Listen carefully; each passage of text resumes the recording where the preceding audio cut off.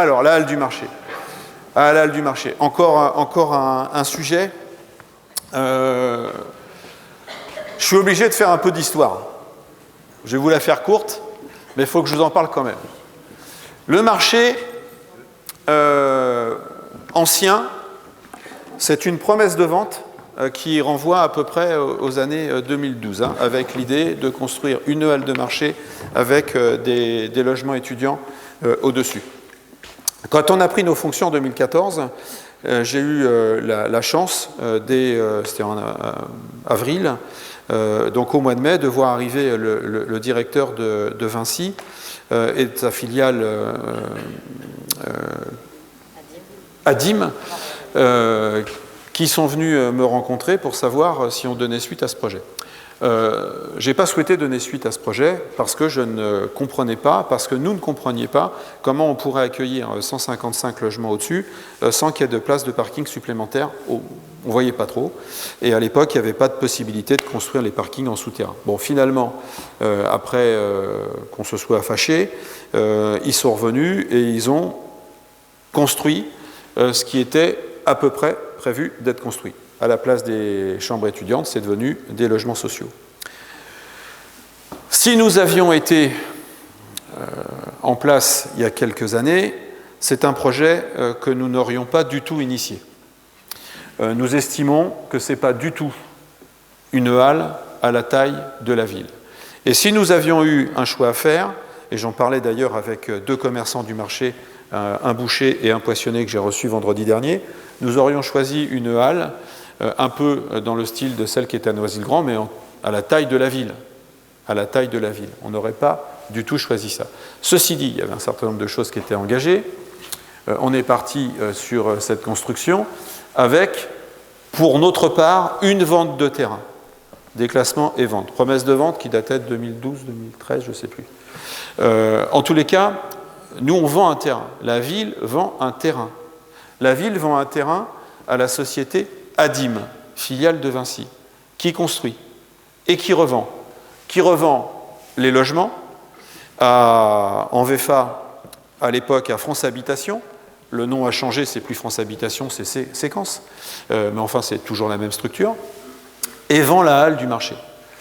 La halle, elle était vendue à 1 250 000 €. Coque vide, c'est-à-dire les fluides n'arrivent pas sur les étals, il n'y a rien.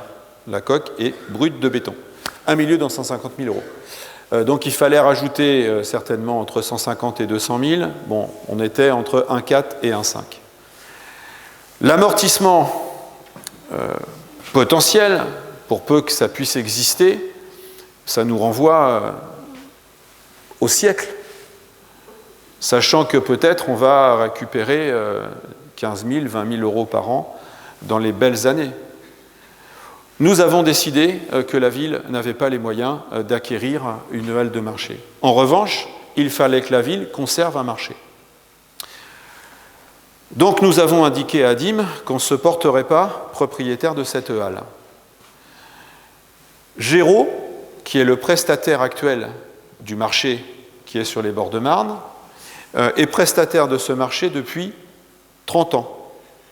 C'est une prestation qui a été initiée avant d'ailleurs Michel Champion, avant nous bien sûr, et cette convention lie Géraud à la ville jusqu'au mois de juin de cette année.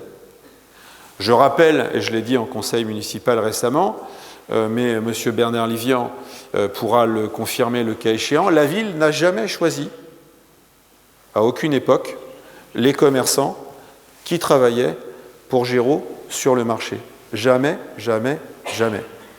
Ils rentrent, ils sortent, ils rentrent, ils sortent, librement, au gré du temps.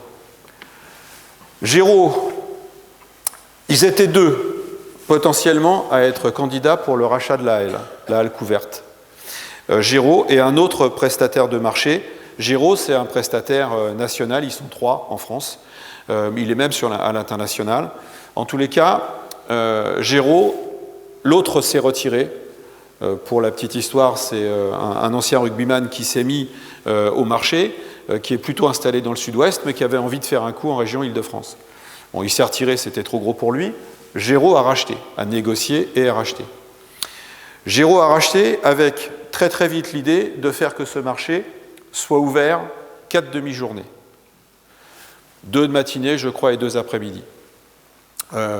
Et je crois, parce que ça ne fait pas partie des négociations que nous entretenions avec Géraud. En tous les cas, c'est la réalité, et c'est ce que m'ont confirmé les 2 commerçants que j'ai reçus vendredi.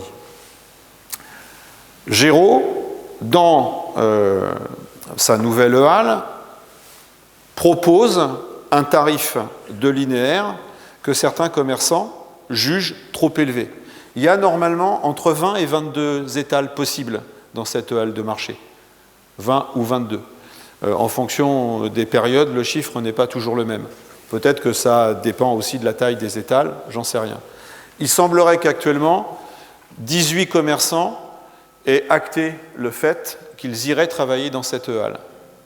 Il semblerait également que seuls 2 commerçants du marché actuel auraient accepté de signer un bail 369 dans cette halle de marché. Il semblerait, parce que là encore, les commerçants que moi j'ai pu rencontrer ont très très peu de contact avec Géraud. On leur a même indiqué que le marché serait démonté, le marché provisoire qui a dû être installé dans les années 2012, puisqu'on avait, nous, noté que quand M. Attal avait monté sa permanence, à l'époque déjà, le marché était déplacé, et du coup, le samedi matin, tout le monde passait devant la permanence. Donc on s'est dit, tiens, peut-être que ce marché provisoire a été installé suffisamment tôt pour que... Voilà. En tous les cas, juste pour dire que ce marché provisoire qui arrive à terme là bientôt, il arrive peut-être à terme bientôt, normalement au mois de juin. Néanmoins, les commerçants qui sont sur le marché devraient être en capacité de travailler au moins jusqu'au mois de juin dans ce marché, puisqu'il y a une concession Géraud liée à la ville. Pour autant, le prestataire indique aux commerçants que pour eux, ils démonteront au 1er avril. Et c'est là où on rentre, nous, dans l'histoire.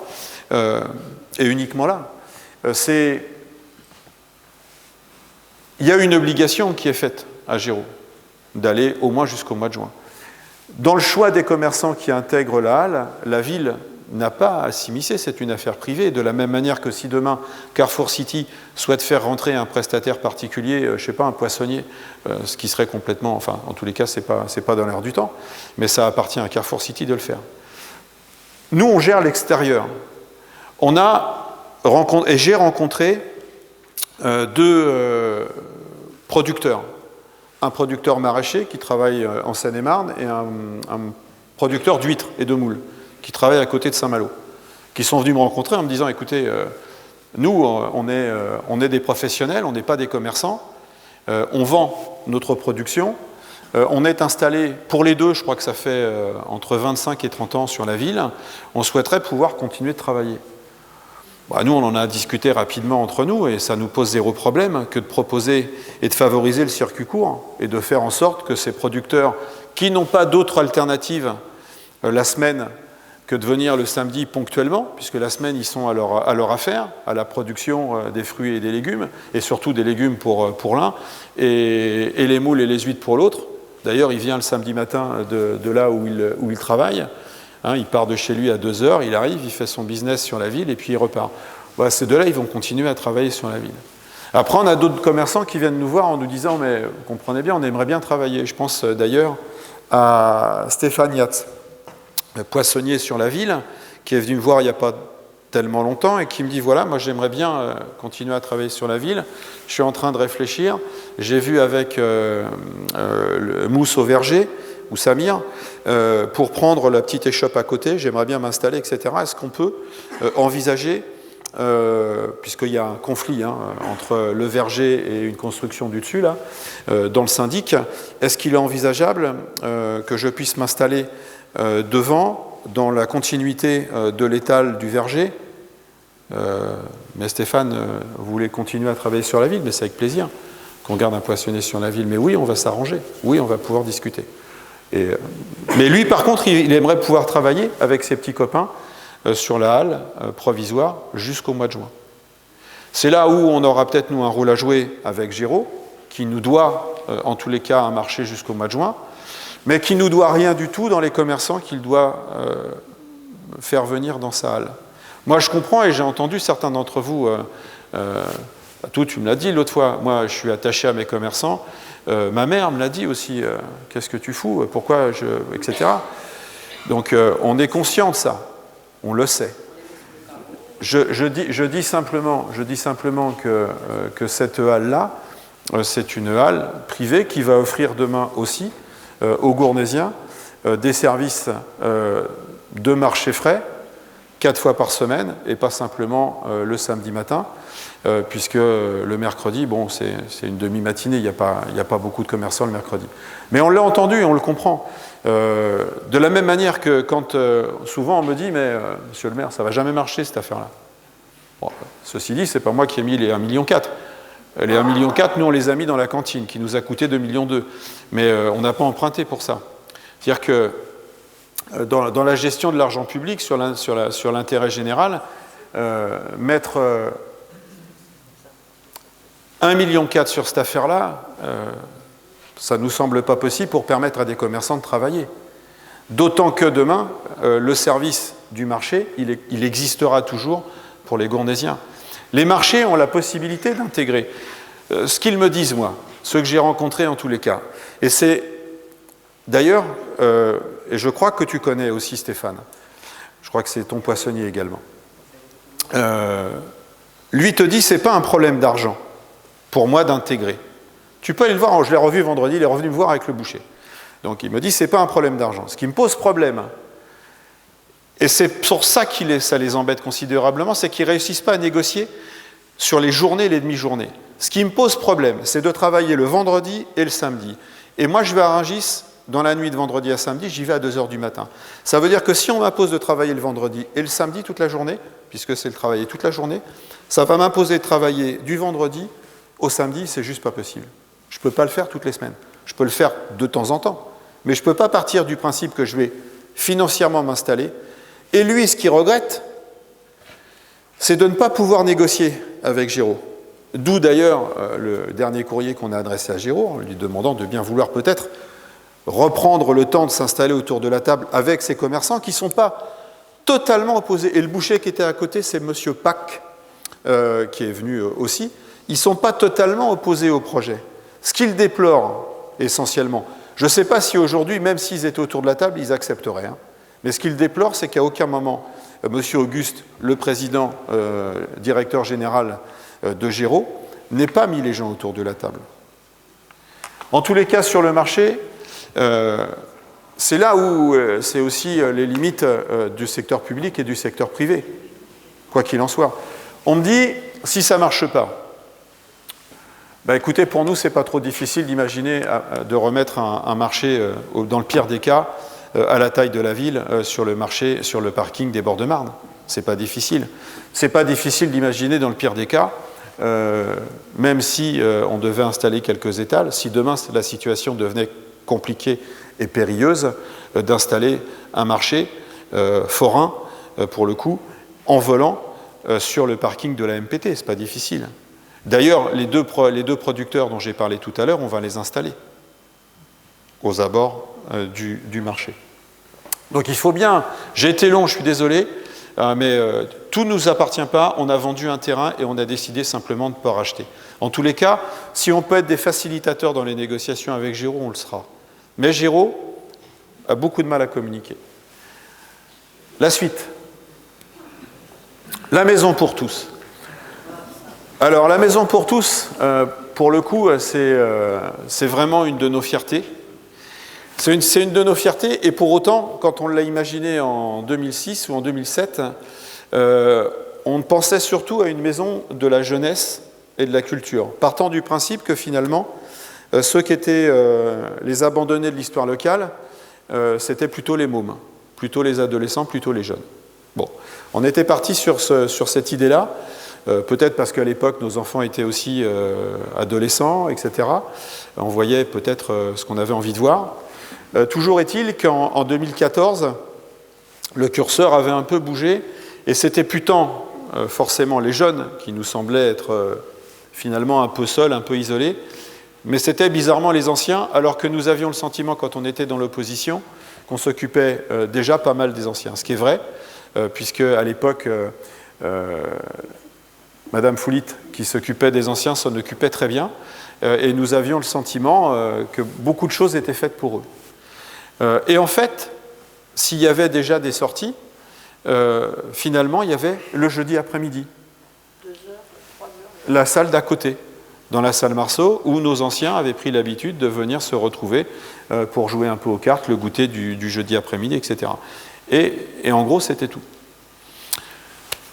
On a changé un peu notre fusil d'épaule et on s'est dit très très vite, en fait, ce qu'il faut pour la ville, puis en plus il y avait ce centre de loisirs qu'on avait délocalisé, puisque pareil, le centre de loisirs pour les petits était positionné en face de l'école des Pâquerettes. Je ne sais pas si vous vous souvenez, Ingrid, tu dois t'en rappeler, puisque les Potiots, ils étaient normalement en face des Pâquerettes, et les grands, ils étaient en bord de Marne, alors que leur école est juste en face. Bon, bref, on a un peu changé les choses, on a réorienté tout ça, et on s'est dit, dans cet ancien centre de loisirs, on est au centre-ville, eh bien on va y installer la maison pour tous. Et on va faire un lieu qui permette à la fois d'accueillir des adolescents et à la fois de permettre à nos anciens, qu'ils le veuillent ou pas, de suivre des activités programmées ou d'y aller librement, simplement pour le plaisir de se retrouver. S'installer dans un coin, discuter, jouer à l'ordinateur ou appréhender l'ordinateur, puisque Gégé qui est là passe pas mal de temps quand même à accompagner certains, et les animateurs de l'équipe aussi, puisqu'ils sont au nombre de 5 aujourd'hui avec le responsable, pour accompagner tout ce petit monde. Et ça marche, et on en est super fiers. On est une très belle équipe là-bas, c'est un lieu qui est très, très joli, très agréable, et qui est très fréquenté, on est à 550 adhérents. Donc on en est très fiers. On est très fiers de ça. La Maison des Langues, on l'a montée un an avant la MPT. On l'avait montée, je le rappelle, parce que l'Éducation nationale ne voulait plus de nos intervenants langues dans les écoles, estimant que c'était aux professeurs des écoles qui avaient la certification de pouvoir enseigner les langues étrangères. Et qu'à partir du moment où c'était comme ça, il n'y avait plus besoin d'envoyer du personnel. Donc on s'est dit, mais finalement ces gens, si on créait quelque chose à côté de l'école, puisque de toute façon ces personnels, on les payait, c'était déjà de l'argent qui était dépensé. C'est comme ça que nous est venue l'idée de monter la Maison des Langues, ce n'était pas prémédité, mais en tous les cas, très très vite, ça s'est imposé à nous, la MPT. Et on a eu la chance d'avoir au sein de notre collectivité des personnels qui ont été sollicités pour savoir, et on avait pensé à 2 personnes en particulier. Jérôme Pedrono, le directeur actuel, a validé cette demande en disant « moi je veux le faire, moi je veux le faire ». Et il l'a fait, il s'est emparé d'un projet en cours de route et il a mené avec son équipe quelque chose qui fonctionne vraiment très très bien. On en est vraiment très fiers. C'est un peu un des éléments forts de notre réussite. Gilbert, tout à l'heure, tu m'interrogeais sur les regrets. J'en ai un fort, mais ça, on est fiers de notre bilan, je ne le cache pas, on en est fiers, mais de ça, on est vraiment très fiers parce que nos anciens, ils s'en emparent, ils y sont, et on sait que nos jeunes aussi, et on est en train d'ailleurs d'imaginer avec le collège, voir comment on peut peut-être accentuer avec la principale, je le disais, qui est éminemment positive, comme on peut accentuer le travail de l'accompagnement scolaire. L'aide aux devoirs, ça fonctionne très très bien. On espère d'ailleurs aussi permettre à nos anciens, un peu isolés, de leur permettre au moins une fois par semaine dans un premier temps, celles et ceux qui ont le portage des repas, d'être regroupés au moins une fois par semaine s'ils le désirent pour manger avec d'autres et pas tout seul. C'est des choses qui sont facilement réalisables, qui ne nécessitent pas beaucoup d'investissement. Il faut simplement finalement avoir envie de s'occuper un tout petit peu et de faire attention aux autres. En tous les cas, ça c'est un très très joli... Je voulais dire, monsieur le maire, qu'effectivement, quand en 2014 j'ai pris la suite de Monique Foulit et qui s'occupait des seniors sur la ville, à la salle Marceau se réunissaient entre 15 et 25 personnes qui venaient jouer aux cartes et prendre le goûter tous les jeudis de 14 à 17 heures. Aujourd'hui, ils sont 266 seniors à la Maison pour tous qui viennent, pour la plupart d'entre eux, 2, 3, 4 fois par semaine. Enfin, mesdames qui sont devant, là, je pense que vous n'allez pas démentir. C'est un lieu où vraiment ils aiment à se retrouver, à retrouver les jeunes et vraiment ils se sont appropriés ce lieu. En tout cas, c'est très agréable. Ouais, c'est une très très belle réussite. Si tu peux, Nathalie. Eh ben, la liaison est toute faite. Ben, si tu veux continuer, tiens, puisque tu as pris le micro, nos aînés. Ben, c'est vrai qu'alors nos aînés, en plus de s'être appropriés la Maison pour tous, on travaille beaucoup avec eux. En tout cas, moi, je travaille beaucoup avec eux et avec Michel Grangeron qui a monté une association de seniors et qui organise les voyages à leur intention. En ce qui me concerne, ce sont les sorties sur une seule journée. Et on travaille une fois par mois à la Maison pour tous ensemble sur un programme qu'on essaie d'élaborer ensemble et qu'on essaie d'ajuster au plus près, en tout cas, de leurs besoins et de leurs envies, sachant qu'ils aiment beaucoup sortir de toute façon et qu'ils sont assez contents de tout ce qu'on peut faire. Ils aiment beaucoup danser, ça se voit, ils aiment beaucoup manger. Donc on essaie de répondre à tous ces besoins et voilà, en espérant en tout cas pouvoir élargir encore toutes les sorties et les événements autour de leurs besoins tant que faire se peut. D'ailleurs, samedi, c'est la Chandeleur. Et samedi, c'est la Chandeleur, ici même, je crois, avec les jeunes, puisqu'avant, ça se faisait qu'avec les seniors. Quand moi j'organisais, maintenant c'est la Maison pour tous qui organise, puisque les jeunes peuvent participer. Et du coup, voilà, ça réunit toutes les générations autour de la galette, des crêpes, enfin voilà. Alors justement, sur la question des anciens et des personnes isolées, la création d'un fichier pour personnes isolées, c'est aussi quelque chose qui fonctionne bien, qui a été installé, que les services suivent de très très près. Ça permet d'avoir l'assurance que tout se passe bien, voilà, que ce soit des gens qui sont en portage de repas ou pas. Voilà, les gens qui sont en portage de repas, forcément, qui sont bien plus scrutés que d'autres, mais sur l'idée d'un volontariat d'être inscrit sur cette liste, en tout cas, n'importe quel senior peut venir s'inscrire sur ce fichier ou à la demande de leurs enfants. Ce qui nous permet, ces dernières années, on a vécu quelques canicules, ça nous permet effectivement de reprendre ce fichier et d'être vraiment de pouvoir passer des coups de téléphone, nous déranger même, et la police municipale également, pour pouvoir surveiller ces personnes qui sont sur ce fichier. Plus particulièrement, bien sûr, on essaie aussi de les réunir à la Maison pour tous, où nous avons également une salle climatisée qui répond aux besoins de ces personnes en cas de canicule. Mais en tout cas, voilà, on se sert beaucoup de ce fichier dans ces moments importants de détresse, en tout cas en ce qui les concerne.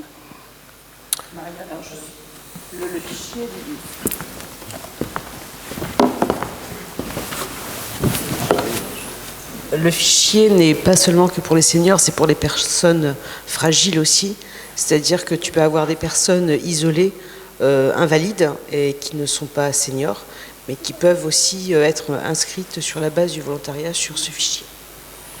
Oui, juste aussi pour dire que ça existe déjà, ça. C'est pas la peine de l'inventer, c'est déjà là.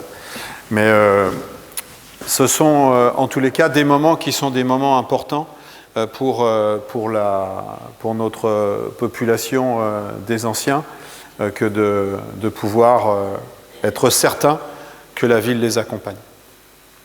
Je ne sais plus où on en est sur le déroulé. Ben voilà. Ma petite Coco, si tu veux. Est-ce qu'il y a des questions sur ce qui vient d'être évoqué? Monsieur Marquez.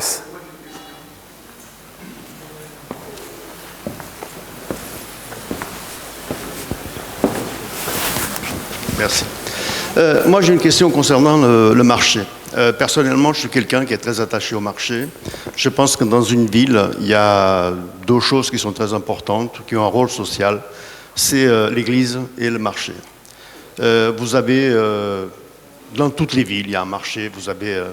Vous avez des endroits où les places de marché sont gratuites parce que les mairies, le maire, privilégie les commerçants qui viennent vendre des produits frais, des produits moins chers que par exemple ce qu'on peut trouver dans les grandes surfaces. Donc pour moi, c'est quelque chose qui est primordial.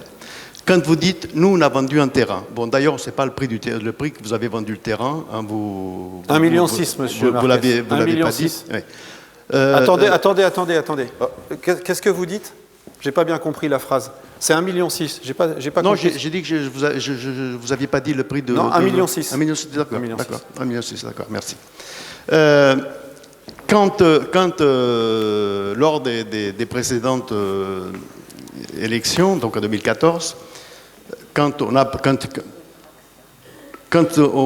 il a été dit que le marché, que le terrain serait vendu pour construire un immeuble, puis faire quelque chose un hall de marché, quelque chose je dirais, de plus actuel, de plus récent, dans l'esprit de beaucoup de gens, c'était que le terrain, il était vendu, mais dans la négociation, la halle appartenait à la mairie. C'est-à-dire que dans une négociation... Non, mais pas du tout. Pas du tout. Peut-être. Pas du tout. Bon, ça, il y a un terrain qui est vendu 1,6 million.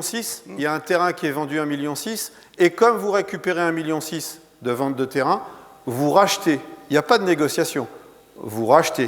Ça, c'est quelque chose que j'ai du mal, moi, personnellement, à comprendre. Non, mais ça, c'est... Non, mais vous êtes le propriétaire, c'est vous qui décidez, c'est vous qui négociez. C'est pas Vinci qui est en force. C'est pas vous vendez un terrain... C'est pas Vinci qui vend. Non, mais il y quand aurait vous moyen... vendez un terrain, monsieur Marquez, quand vous vendez un terrain, et ce propriétaire de terrain... Enfin, vendez votre terrain et puis laissez faire le voisin de faire ce qu'il a envie de faire chez celui à qui vous aurez vendu et vous verrez si ça fonctionne. C'est l'acquéreur qui décide de ce qu'il fait. Par contre, derrière, et sur un terrain privé, quand un permis de construire est accordé, c'est là où il y a de la négociation sur ce qui va être construit.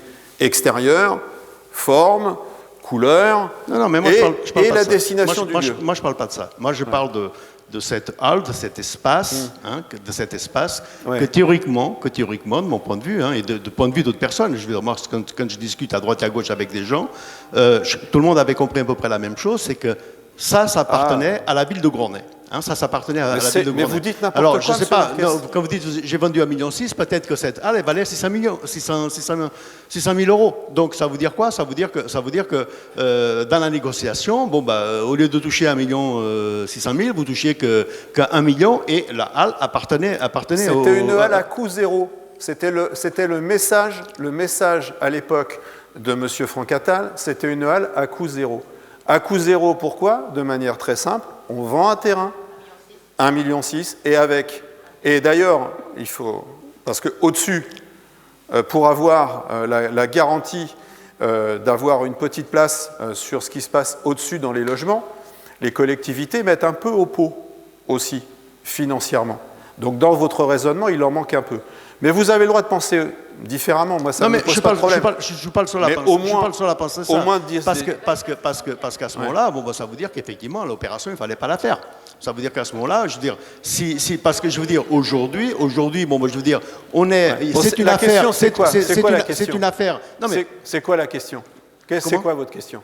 Moi, la question, c'est qu'il est regrettable que le marché aujourd'hui appartienne à des businessmen, d'accord, qui font ce qu'ils veulent, que ça n'appartient plus à la ville, ou alors construisez un marché à côté. Remettez un marché... Vous avez entendu ce que je viens de dire ou pas? Oui, j'ai entendu ce que vous avez dit, oui. Parce que je sais que vous perdez un peu la mémoire, mais... Non, je ne perds pas la mémoire. Non, arrêtez. Vous êtes un de ceux, dans une réunion publique, qui avait annoncé que vous ne reconnaissiez plus la ville, tellement il y avait de construction. Vous êtes un rigolo, monsieur Marquez. Alors, ne m'énervez pas, parce que je vais vous dire ce que je pense. Allez-y. Parce que vous avez dit des mensonges tout à l'heure. Vous avez dit des mensonges tout à l'heure. Lesquels? Par exemple, sur les constructions. Dites-nous, monsieur Marquez. Vous avez dit que les permis de construire, ils ont été retoqués par le juge à cause de l'article R111 -2. Oui. C'est vrai. C'est vrai. Vous avez dit que les Gournaisiens, c'était pour des problèmes d'insécurité. C'est pas dans ça. C'est à cause du PLU aussi. Dans le PLU. Pas du tout. Bien sûr que si, je vais vous le sortir, je vais l'afficher. Oui, je vais l'afficher sur le site de la ville, monsieur Marquez. Je vais l'afficher. Dans le PLU, vous avez deux articles. Le U9, un UA9 et le 13. Non, ça, c'est pas dans la même zone. Oui, non, c'est pas dans la même zone. Hein. Mais ne dites pas que... Ne dites pas quoi, monsieur Marquez? Ne dites pas que c'est uniquement à cause de l'article R111-2, c'est pas vrai. C'est exactement à cause de cet article. Je vais l'afficher. Votre question, elle est où? Elle est sur le site. Il est sur le site, le jugement, monsieur Marquez. Les personnes, ils ont qu'à regarder, à lire le jugement, ils verront que c'est pas uniquement à cause de l'article R111-2. Hein. Votre question, elle est où? Non, mais ma question, elle est sur le marché. Moi, je dis qu'aujourd'hui, il est dommageable que le marché soit dans des mains de businessmen, d'accord, et que quand vous dites que vous avez des commerçants... Vous n'auriez pas dû initier la vente, monsieur Marquez, avec votre équipe à l'époque. Vous n'auriez pas dû... J'ai pas initié. Ah, vous faisiez partie... C'est ce que j'ai compris, c'est ce que beaucoup de gens ont compris. C'est que le marché appartenait à la ville. Vous avez déjà dit ça, merci. Je vais juste répondre sur deux choses par rapport à ce que vous dites. Là, elle ne valait pas 600 000, on l'a dit tout à l'heure, elle valait 1 250 000 brut, donc plus les 400 000 euros de travaux. Bon, bref, plus d'1,5 million à la fin, ça veut dire qu'on vendait le terrain à 1,6 million et on leur rendait 1,5 million si on rachetait la halle. Ça veut dire que derrière, impossible de faire le CEF des pâquerettes avec une cantine à moratoire. Ça veut dire impossible de faire tout ce qu'on a fait derrière. Donc on n'avait pas le choix. Le choix, c'était un non-choix de toute façon. On n'avait pas le choix. Et on n'avait pas le choix parce que votre équipe ou pas votre équipe, en tout cas l'équipe que vous souteniez à l'époque, de toute façon, avait initié la vente. Donc le choix, on ne l'avait absolument pas. On ne l'avait absolument pas. Alors vous avez cru comprendre à l'époque que, mais vous auriez dû creuser parce que ça n'a jamais été ça. Jamais. C'est l'histoire, par exemple, de dire que c'est parce qu'on a récupéré de l'argent pour pas augmenter les impôts. Moi, je préfère payer de loin 100 euros de plus, ou je sais pas combien. 100 euros. Mais quel rapport avec la question, monsieur Marquez? Allez au bout de votre raisonnement pour que tout le monde comprenne bien ce que vous voulez nous dire. Vous êtes incompréhensible? Quel rapport avec l'augmentation de l'impôt? Quel rapport? C'est ce qui a permis de payer. Exactement. Bien entendu, c'est ce qui a permis de faire ce qu'il y avait à faire, monsieur Marquez. Et d'une rentrée d'argent, vous en faites ce que vous voulez. Et qu'il fallait pour garder le marché, moi j'aurais préféré que vous m'augmentiez les impôts et garder le marché. Ouais, ben non. Alors ça, on n'est pas sûr que les autres Gournaisiens seraient d'accord. Je voudrais simplement peut-être donner une précision qui n'a peut-être pas été donnée, c'est que lorsque le marché a été initié par l'équipe précédente, il y avait un accord déjà, et si on devait rompre cet accord, il y avait un dédit qui était très important à payer, et ça, c'était aussi un problème.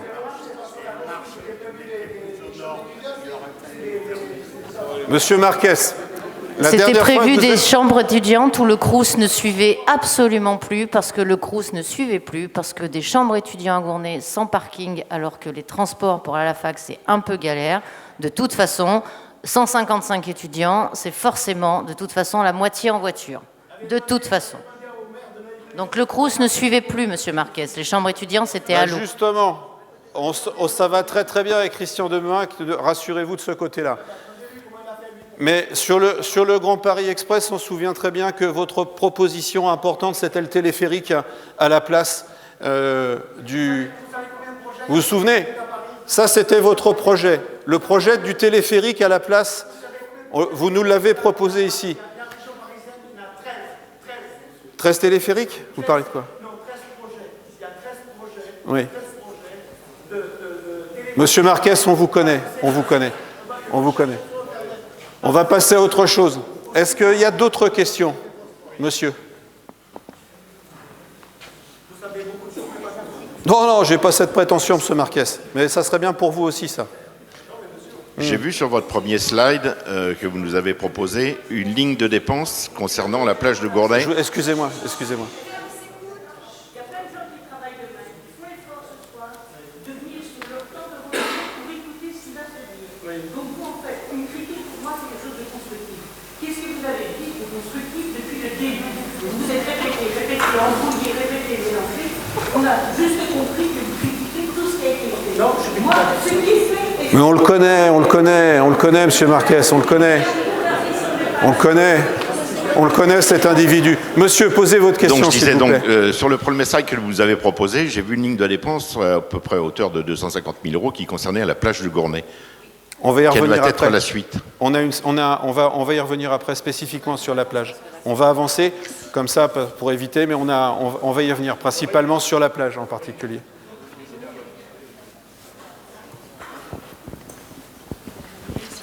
Ça va être très court. Je voulais vraiment vous féliciter pour la Maison pour tous, parce que c'est pas juste un lieu où les anciens se retrouvent entre eux et les jeunes se retrouvent entre eux, parce que je sais que mon fils, il y a quelques années, a passé un moment extraordinaire en faisant une partie de billard avec un monsieur qui devait avoir 75 ans de plus que lui. Donc je pense que le côté intergénérationnel est quand même super important et je voulais vous féliciter pour ça. Merci, mais c'est vrai que c'est un objectif, vous avez raison, de faire en sorte qu'à un moment donné, et d'ailleurs ça avait été réfléchi et pensé dans le lieu, faire en sorte que des espaces puissent favoriser à un moment donné que nos plus jeunes et nos anciens puissent se croiser.